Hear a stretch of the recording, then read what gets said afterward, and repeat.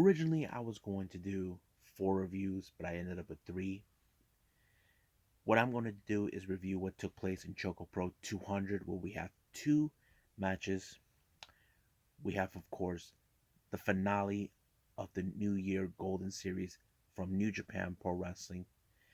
And of course, finally, we will do GCW Believe in Me. But, however, I was intending to put AAA Rey de Reyes, which translates to King of Kings.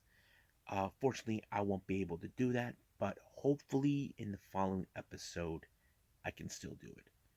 And I think that's pretty much it, what I'm going to be doing. Just 3: Choco Pro, GCW, and New Japan Pro Wrestling. So, let's get started with another episode of the Leader Wrestle Zone.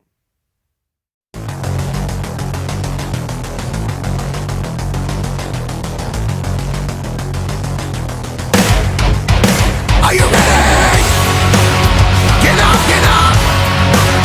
Get up, get up! Get up, get up! Get up, get up! Get up, get up! Get up, get up!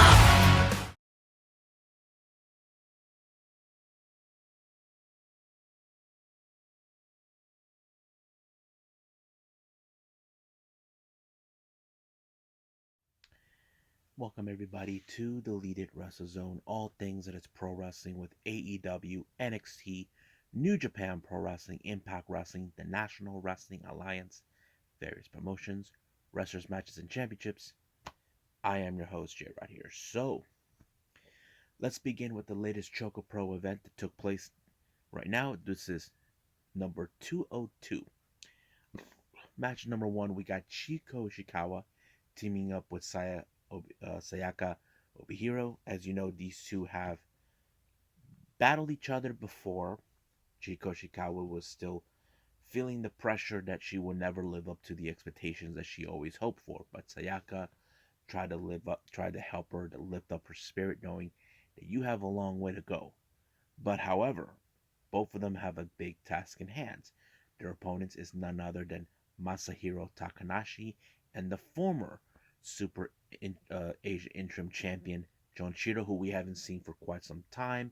Ever since he lost the match to Balanaki, now he's back. So this was a very true test in time for these two. As you know, some of us probably ask, where was would Jonshiro feel now since losing the entire this his match? Well, he seems like he's in good spirits, but there's no doubt in my mind that sooner or later he will challenge for the title. But that's only if he's able to pin Balinaki. But that's another conversation for another time. Now the match was pretty good, as you know. Both Chiko Ishikawa and Sai did work cohesively, but however, as an individual talents that they are, Chi being the too much energy that she is, it helped her many times over. As for Sayaka, who has a bit of the kung fu stun, it may help. But however, when it comes to the experience of both Masa Takanashi, and it makes a difference maker. It was, of course, a pretty good submission that Masahiro put on Sayaka, while Chonchiro had Chiko Ishikawa subdued, try to keep her away from saving Sayaka that allowed them to pick up a very good victory. So, Takanashi and Chonchiro won this match. Now, our next and final match, we have another tag team. We have the Tropical Yuna Mizumori teaming up with the supposed superhero Sawada Kamen, taking on the Best Bros. As you know, the Best Bros are now the most, how do I say, they're currently in a good momentum, not only because they are the Asian Dream Tag Team Champions. As you know, Balinaki, who is one half of that, he is now also the undisputed Super Asia Champion. So that gives them a lot of momentum. However, once again, Balinaki has to deal with the shenanigans with Mei Shiruga. If you guys ever seen Mei Shiruga, she likes to stir the pot, especially with her opponents. It doesn't matter with who. It doesn't matter where they're from. It doesn't matter who they are. She just likes to have a little fun or try to be a little sly devil that she is, or the goblin that she is. But even though Balinaki is more of the hey, stop it, May. So he's that guy. But however, that did not help to stop May from proving that Sawada is no superhero. But it did prove the point. But however, it was Balinaki that picked up the good victory, allowing themselves to win. So they win the match by pinfall. Now the Jonkin tournament, well, I can say this for sure that well, there was a note on here that was told Chiko Shikawa had to leave due to emergency. She left because she injured her fingers during the match, but that Tokiko Kiyahara took over as her replacement in the Jonkin tournament, which is uh, the same thing. You see, the reason it happens in Jonkin tournaments was because if someone has to leave right away due to their other commitments with other promotions, they'll call in someone to do that part for them. But she got injured, so Tokiko Kihara took over. But unfortunately, the one person that walked out to win the piece of chocolate is Chonchiru. So yeah. So hopefully Chonchiru gets the momentum that he needs in order to get another shot of the title. But that only time will tell when that day happens. So keep in mind for the upcoming events, we are told that on the 26th of February, the Best Bros will put the Asian Dream Tag Team Championships on the line against CDK, which the last time they fought, it ended in time limit draw. But Meishiruga wanted this match to right the wrong, that this match will end up in their favor. But the real question is, will they?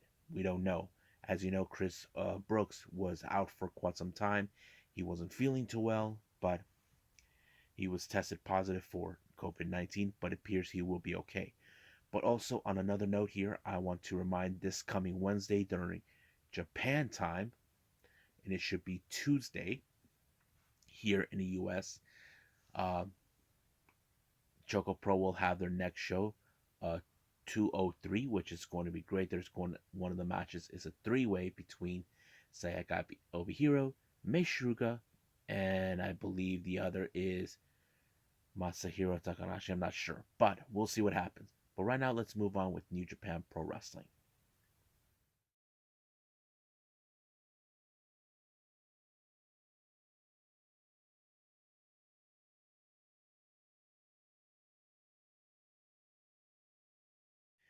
Okay, so this is New Japan Pro Wrestling's finale of the New Year Golden Series. Now, as you know, we had an incredible event the previous day, but this is today. But however, a lot of questions are being asked because, as you know, what happened in Impact Wrestling in No Surrender, there's been a shift change. It appears that the members of the Bullet Club has shift changes.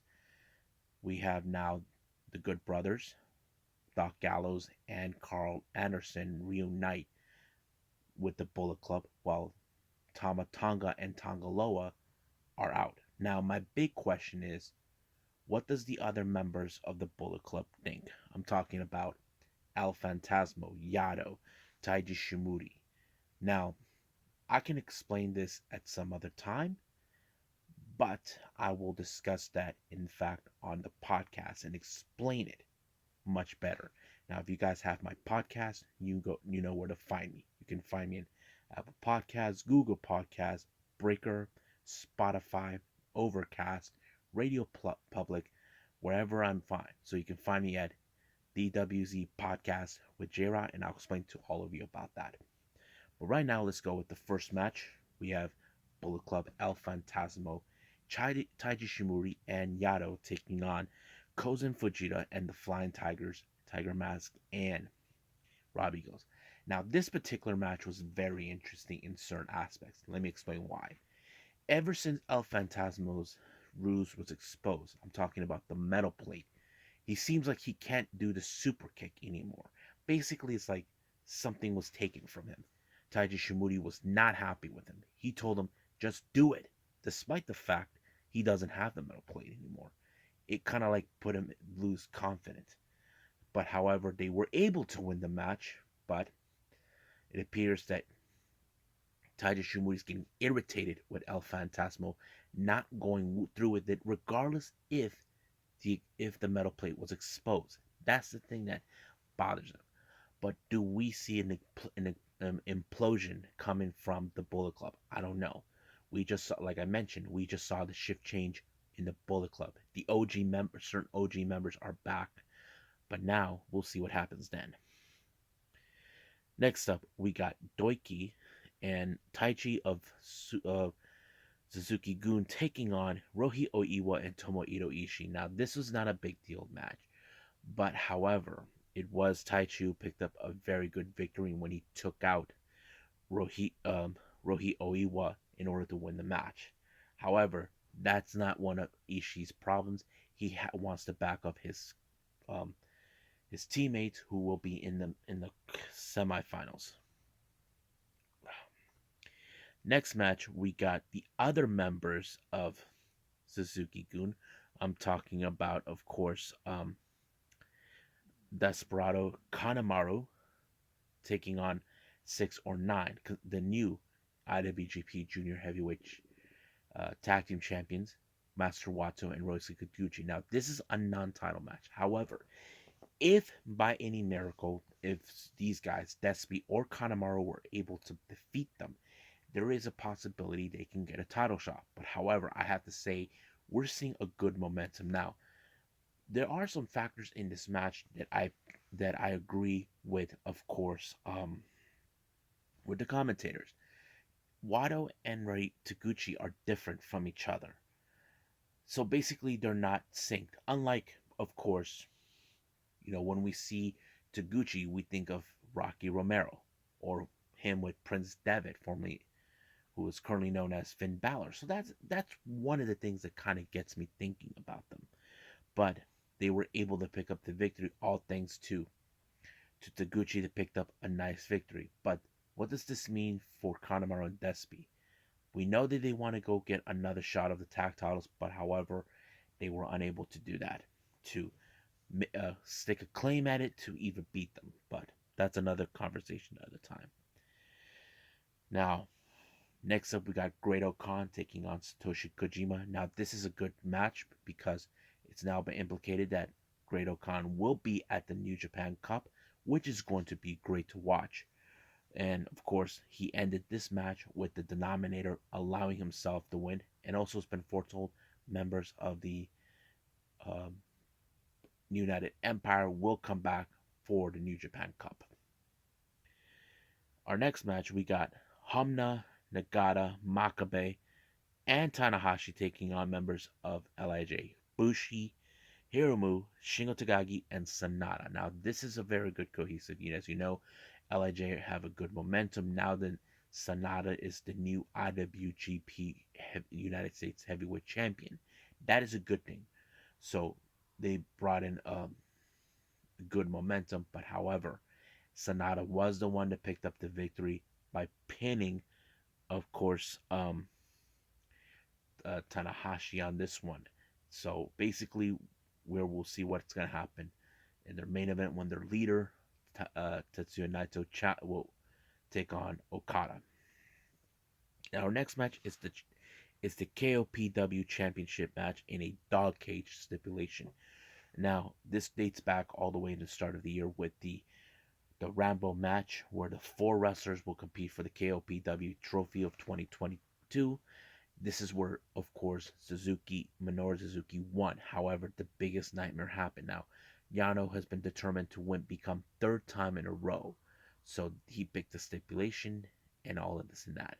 So, as you know, Suzuki-gun would do anything to win by destroying anybody that stands in his way. But somehow, some ways, Yano got away with it by putting Suzuki in a cage and locking him up and allowing himself to become the brand new KOPW champion.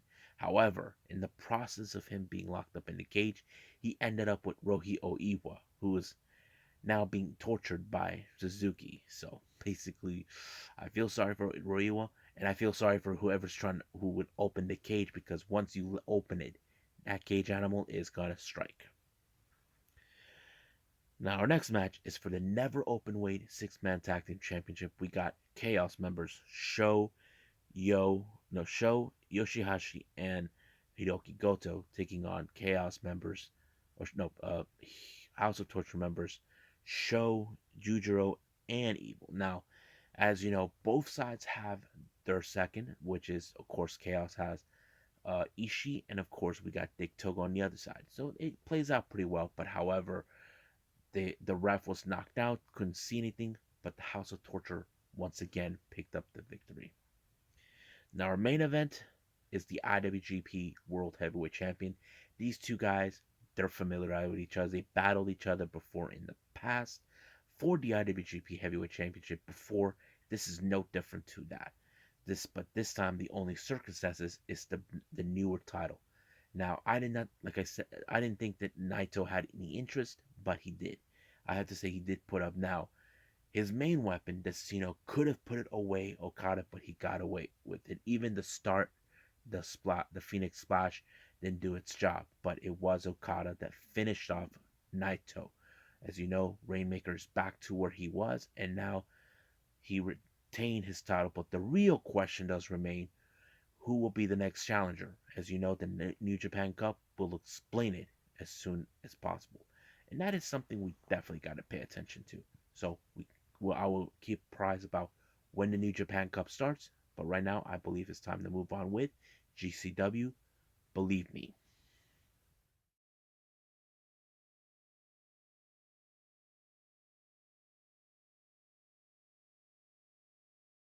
All right. Last thing I'm going to review is GCW. Believe me, this took place on the 19th of February and did not see it when it first came out. I was out watching Uncharted, but I finally got to see it. Opening match, we have an interesting tag team match: brothers versus brothers. Two sets of brothers, to be exact. We got the Briscoes, Mark and Jay Briscoe, taking on Spanish announced team Joel and Jose Maximo. Now, if you guys aren't familiarized with these two guys, Joel are part, and not to mention, you may know their cousins. One is the Amazing Red, and of course, and the other, you know her completely. I'm talking about Dea Trinidad, or better known as Selena Vega. But also, these guys were trained by ECW legend Mikey Ripwreck, and also the biggest factor is they train one of the most incredible tag teams today, and I'm talking about Santana and Ortiz. Now, this was a very interesting match. I think we all would have enjoyed it, but fortunately, it was the Briscoes the one, thanks to Mark Briscoe, take that did the elbow drop onto I don't remember which one, but it allowed them to win. But they gained respect. As you know, these two teams are highly recognizable and they're really highly respected in the wrestling community. Next up, we got Jimmy Lloyd taking on Blake Christian. Now, this is a little different taste. As you know, Jimmy Lloyd has been one of the most highly recognizable deaf rat, but now he's stepping away from that for a little bit, being a bit more technical, taking on one of the most prized wrestlers we've seen so far, one of the most talented, Blake Christian. But unfortunately, Blake Christian won by applying the 450 splash, allowing himself to win the match. Now, this one was one of my favorite ones. We have Jordan Oliver taking on Nick Wayne. Now, comes right after when Nick Wayne was offered a AEW contract. This is something that many fans are happy for, but now we're seeing, can Nick Wayne keep up with the momentum that he has? He knows he made a good impression with Tony Khan, so he wants to impress everyone. And I think this match showed that. It showed we have this kid who's 16, 17 years old, who's very young. And I believe he's like the version of Roxy when she was younger too. But I have to say it was great. And somehow Nick Wayne was able to pick up a very good victory on Jordan Oliver, a guy that he looked up to, a guy that helped him get through the wrestling business. And of course, you would have assumed that Jordan Oliver would not like that he lost to him, but in the end, he showed respect to him. Now, our next match, 8-man tag, we got Team Gringo Loco taking on, we have Jack Cartwheel, ASF, Ninja Map, and of course Gringo Loco taking on second gear crew consistent of Effie, AJ Gray, Matthew Justice, and one called Manders. Now, to be honest with you, I was rooting for second gear crew because these guys are the team that you don't want to mess with. These guys are all business. If you ever seen the second gear crew, they don't mess around because they got some of the toughest SOBs in their group. And I think Team Gringo should have seen that one coming.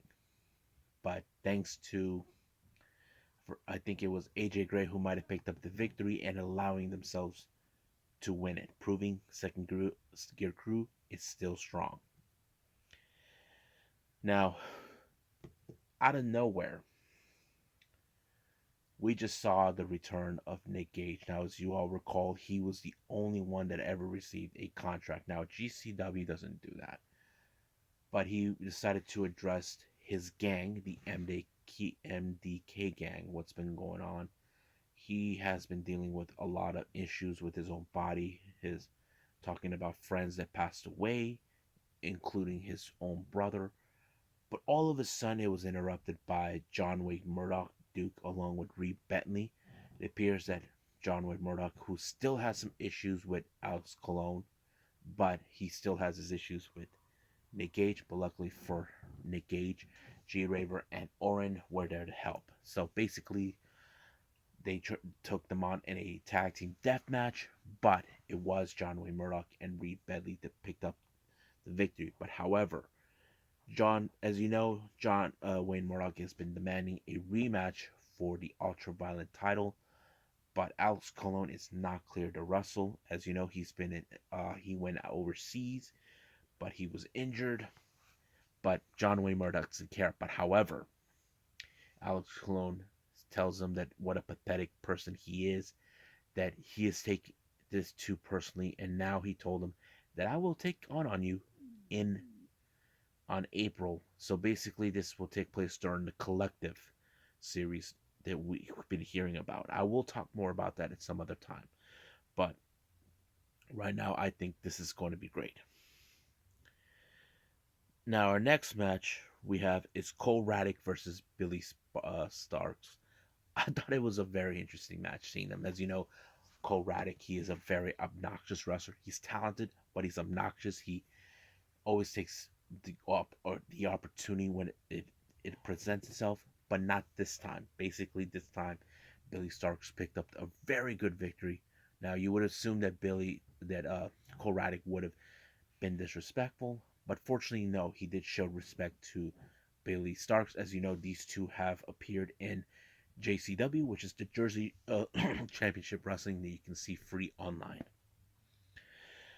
Next up, we got Mascara Dorada, formerly known as Graham Metalik, taking on Joey Janela. Man, what a great match. It was great to see him, bringing a little bit of the Guadalajara flavor into the match, but it was Mascara Dorada that walked out as the victor with his excellent half-line skills. Now, our next match is a death match. We have Hoodfoot versus Matt Tremont. I have to say, this match was so freaking brutal. You know how this goes, death matches, but it was Hoodfoot who walked out when he pinned Mark Tremont. But the real question does remain: will Matt Tremont be okay in the following event, where he and Nick Gage will put the GCW tag team titles on the line? Well, we'll just have to wait and see. And I believe that's pretty much it what we got. So let's just call it a day. Well, I hope everybody enjoys this episode. So coming up, we will continue more with the other one of GCW, the other event. Do you know me well or something like that? I don't know if that's the right title. If not, then I'll correct myself on the next one. And of course, we got AEW Dark Elevation. Um, I will review a AAA with Rey de Reyes, but if I do have time, I probably will throw in another past event. I'm not sure which one, but I'll keep you guys apprised to that until if I have time. But right now, I believe this is pretty much it. So I'll see you guys in the next DWZ time, same DWZ channel. I must bid all of you adieu. So goodbye. Mwah. and have a nice day. Bang!